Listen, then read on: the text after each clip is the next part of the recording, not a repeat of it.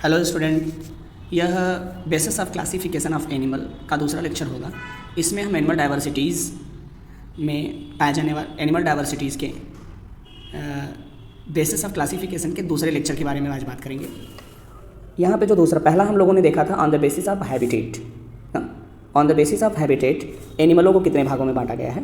आज हम बात करेंगे on the basis of habit एनिमलों को कितने कैटेगरीज में कैटेगराइज किया गया है। ठीक है, on the basis of habit. On the basis of habit एनिमलों को कई सारी कैटेगरीज में कैटेगराइज किया गया है। जैसे सॉलिटरी।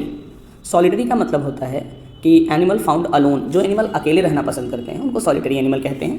दूसरा है कॉलोनियल, जो एनिमल कॉलोनी में रहते हैं और उनके अंदर सोशल बिहेवियर होते हैं उनको कॉलोनियल एनिमल कहते हैं। ठीक है, जैसे हनी बी हो गया, टर्माइट्स हो गए मतलब दीमक, और चींटियाँ हो गई, आंट, ये सब सोशल बिहेवियर शो करते हैं। सोशल बिहेवियर होने का मतलब इनके अंदर लेबर डिवीजन होते हैं। लेबर डिवीजन मतलब कि कार्य के हिसाब से या जाति के हिसाब से कार्य का बंटवारा। जैसे वर्कर हो गए तो वो कॉलोनी का देखभाल करते हैं। क्वीन हो गई तो उनका काम होता है रिप्रोडक्शन और अंडे देना या जनरेट करना कॉलोनी को, मदर ऑफ द कॉलोनी कहे जाते हैं। किंग हो गए या ड्रोन हो गए, इनका काम होता है क्वीन को फर्टिलाइज करना। दूसरा है, थर्ड है gregarious animal. Gregarious animal present in group या ग्रुप में रहेंगे लेकिन इनके अंदर सोशल ऑर्गेनाइजेशन यानी लेबर डिवीजन नहीं होता। इसका बेस्ट एग्जांपल एलिफेंट होता है। आगे फ्री लिविंग ऑर्गेनिज्म, जो इंडिपेंडेंट जीवन जीते हैं मतलब स्वतंत्रतापूर्वक रहते हैं, ये किसी के ऊपर आश्रित नहीं रहते फूड के लिए, शेल्टर के लिए, उनको फ्री लिविंग कहते हैं। पैरासाइट, जो किसी के ऊपर खाने के लिए, रहने के लिए यानी शेल्टर के लिए, फूड के लिए डिपेंड होते हैं, उनको पैरासाइट कहते हैं। सैंग्विवोरस, जो ब्लड सक करते हैं जैसे मॉस्किटोज हो गए।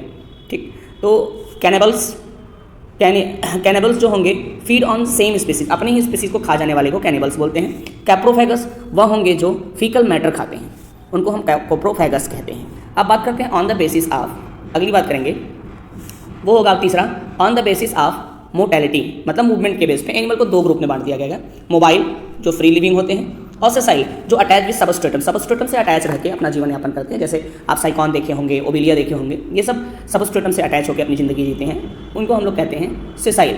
और मोटाइल, जो फ्री मूवमेंट करने वाले ऑर्गेनिजम्स होते हैं। नेक्स्ट बात करते हैं on the basis of, next होगा on the basis of level of body organisation, यानी बॉडी किन से मिलकर बनी होती है। तो इसमें देखेंगे तो पहला होगा cellular level of body organisation, मतलब बॉडी सेल से, सेल जो होते हैं ना वो लूजली अरेंज होंगे। सेल क्या होंगे, देखें यहाँ पे लूजली अरेंज होंगे, और लूजली अरेंज होके वो एक बॉडी फॉर्म करते हैं, उनको हम लोग कहेंगे सेल ग्रेड ऑर्गेनाइज्ड ऑर्गेनिज्म। जैसे पिनेकोडर्म, कोइनोडर्म और अमीबोसाइट से मिलकर एक ऑर्गेनिज्म बना होता है जिसका नाम है पोरीफेरा। ठीक है, पोरीफेरस जो होते हैं उनमें पिनेकोडर्म, कोइनोडर्म पाए जाते हैं और मीजोग्लिया पाया जाता है। मीजोग्लिया के अंदर अमीबोसाइट्स पाए जाते हैं। जब पोरीफेरा पढ़ेंगे तो उसमें हम इसको क्लियर जानेंगे। ओके, नेक्स्ट बात करते हैं tissue level body organisation. Tissue level body organisation मतलब सेल जो होते हैं वो कॉम्पैक्टली बाइंड करेंगे और टिश्यू का निर्माण करेंगे। टिश्यू क्या होते हैं, common similar type of cell which performing same function is called tissue. तो जो टिश्यू लेवल ऑर्गेनाइजेशन होगा उसमें सेल कॉम्पैक्टली बाइंड करता है और टिश्यू का निर्माण करता है, और उससे बनी हुई बॉडीज जो होंगी उनको हम कहेंगे tissue level body organised body. और ये पाए जाते हैं बेसिकली सिलेंट्रेटा और टीनोफोरा। ठीक है, फाइलम्स होते हैं Coelenterata, Ctenophora. Next organ level body organisation, जिसमें बहुत सारे टिश्यूज मिलकर एक ऑर्गन का निर्माण करते हैं और उस ऑर्गन से मिलकर बॉडी बनी होती है।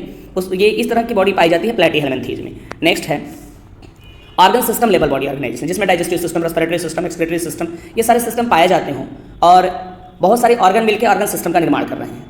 ठीक है ना, बहुत सारे ऑर्गन सिस्टम मिलकर ऑर्गन सिस्टम का निर्माण करते हैं और उससे जब बॉडी बनती है तो उसको हम कहते हैं organ system grade body organisation. इस तरह के ऑर्गेनिज्मों में सेल, टिश्यू, ऑर्गन और ऑर्गन सिस्टम तीनों ही पाए जाते हैं। और यह इसके एग्जांपल्स होते हैं एस्के हेल्मिन्थीज से लेकर कॉर्डेटा तक ना। एस्के हेल्मिन्थीज हो गया, उसके आगे चलेंगे एनालिडा, आर्थ्रोपोडा, मोलस्का, इकाइनोडर्मेटा और कॉर्डेटा, सब में organ system level body organisation पाए जाते हैं। ठीक है, एक छोटा सा बात यहाँ पे आएगा।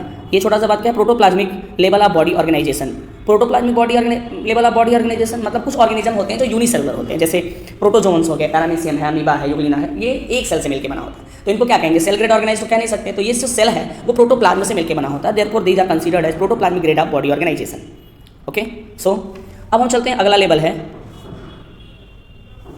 अगला लेवल होगा आपका on the basis of pattern of organ system. ठीक है, ऑर्गन सिस्टमों का पैटर्न क्या है, इनको दो कैटेगरीज में कैटेगराइज कर दिया गया इनके इस बेसिस को। पहला आपका होगा ऑन द बेसिस क्या होगा, डाइजेस्टिव सिस्टम के लेवल पे, और दूसरा होगा सर्कुलेटरी सिस्टम के लेवल पे। अगर हम डाइजेस्टिव सिस्टम के लेवल की बात करते हैं तो इसमें इनकम्प्लीट और कंप्लीट दो तरह के डाइजेस्टिव सिस्टम होंगे।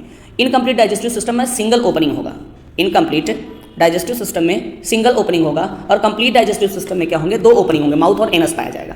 तो इनकम्प्लीट डाइजेस्टिव सिस्टम जो होता है वो आपके पाए जाते हैं एग्जाम्पल इनके पोरीफेरा और सिलेंड्रेटा में, और कंप्लीट डाइजेस्टिव सिस्टम होता है एनालिडा टू कार्डेटा, ठीक है, एनालिडा टू कार्डेटा में पाए जाते हैं, इसमें माउथ और एनस दोनों ही पाए जाते हैं, ठीक। दूसरी बात करते हैं सर्कुलेटरी सिस्टम की। सर्कुलेटरी सिस्टम की बात करेंगे तो सर्कुलेटरी सिस्टम भी आपके 2 प्रकार के देखने के लिए मिलते हैं, ठीक है, open type of circulatory system और close type of circulatory system. Open type of circulatory system में क्या है कि blood flow in open body space, जो खुला हुआ बॉडी मतलब पूरी बॉडी कैविटी जो दिखाई देगी, ब्लड उसके अंदर ऐसे फ्लो करेगा, ये जैसे बॉडी स्पेस है तो ब्लड इसके अंदर फ्लो करेगा। और दूसरा है आपका कि बॉडी ऐसी रहेगी, इसके अंदर बॉडी ऐसी रहेगी, इसके अंदर आर्टरीज और वेन्स पाए जाएंगे, ठीक है ना, आर्टरीज और वेन्स पाए जाएंगे, जैसे इस तरीके से आर्टरीज और वेन पाए जा रहे हैं, इसके अंदर ब्लड फ्लो करेगा। तो इस तरह के सिस्टम को हम कहते हैं क्लोज सर्कुलेटरी सिस्टम कहते हैं, ठीक है, बातें क्लियर हैं। आगे चलते हैं। On the basis of body plan, तो बॉडी प्लेन के बेस पे देखेंगे तो ऑर्गेनिज्म आपके 3 कैटेगरी में कैटेगराइज किए गए हैं। पहला cell aggregated body plan, blind sac body plan और tube within tube body plan, ठीक है। तो जो सेल एग्रीगेटेड यानी बॉडी जो है वो सेल के एग्रीगेशन से बनेगी, सेल एग्रीगेट करके बॉडी का निर्माण करते हैं, जैसे अभी बताया था कि सेल से मिलकर बॉडी बनती है, तो उनको सेल एग्रीगेटेड बॉडी प्लेन, जिसमें पिनाकोसाइट कोइनोसाइट सेल मिलकर पिनाकोडर्म कोइनोडर्म सेल बनाते हैं, और वो पिनाकोडर्म कोइनोडर्म एक्टोडर्म इंडोडर्म का निर्माण करते हैं, और उनसे बॉडी बनती है किसकी, पोरीफेरा का। इसका एग्जाम्पल पोरीफेरा होगा। दूसरा बात आता है इसका, एक मिनट, दूसरी बात आती है ब्लाइंड सैग बॉडी प्लेन, जिसमें एक ही ओपनिंग होगी माउथ बॉडी के अंदर ना, बॉडी यहाँ लिखा है the body contain 1 opening which open outside act as both mouth and anus, जो माउथ और एनस दोनों की तरह व्यवहार करता है। इसके एग्जाम्पल होते हैं सिलेंड्रेटा, टिनोफोरा और प्लेटीहेल्मिन्थेस। दूसरा होता है tube within tube body plan. Tube within tube body plan की बात करते हैं हम, तो देखिए tube within tube body plan में जैसे ये बॉडी का ट्यूब है, और इस ट्यूब के अंदर जैसे मान लीजिए ये एक बॉडी है और इसके अंदर ये ट्यूब है, इस ट्यूब के अंदर एक ट्यूब और पाया जाएगा, जैसे यहाँ दिखाई दे रहा है, ठीक है, यहाँ दिखाई दे रहा है, एक ट्यूब के अंदर और एक ट्यूब पाया जाता है, तो इसको कहते हैं tube within tube body plan. जैसे हम लोगों की बॉडी होती है, हम लोगों की बॉडी में एक ट्यूब है, कैविटी है, उस कैविटी के अंदर एक ट्यूब पाया जाता है जो हमारा गट होता है, एलिमेंट्री कैनाल्स होते हैं। अब इसके बेस पे देखते हैं, 2 तरह के आपको सिस्टम्स दिखाई देते हैं tube within tube body plan में। एक होता है प्रोटोस्टोमिक, दूसरा होता है ड्यूटरोस्टोमिक। प्रोटोस्टोमिक वो होंगे जिसमें पहले एनस डेवलप होगा, फिर माउथ का निर्माण होता है, ठीक है ना, नहीं sorry, protostomic are those in which mouth develop first then anus, ठीक है, माउथ पहले डेवलप होगा फिर एनस डेवलप होगा, उसको कहते हैं प्रोटोस्टोमिक, मतलब प्रो मतलब पहले, स्टोम मतलब माउथ। इसके एग्जांपल्स होंगे आपके एनालिडा, आर्थ्रोपोडा और मोलस्का, ठीक है। ड्यूटरोस्टोमिक में anus first develop then mouth, पहले एनस डेवलप होगा फिर माउथ होगा, और ये क्या होते हैं, इसके एग्जांपल होते हैं इकाइनोडर्मेटा और कॉर्डेटा। अब एक चीज़ जानिएगा कि इनवर्टिब्रेट में इकाइनोडर्मेटा एक सिंगल ऐसा इनवर्टिब्रेट है, ठीक है, जिनमें ड्यूटरोस्टोम्स पाए जाते हैं, ये याद रखना, ठीक है। अब इसके बाद आगे हम लोग बात करेंगे अगले वीडियोज़ में।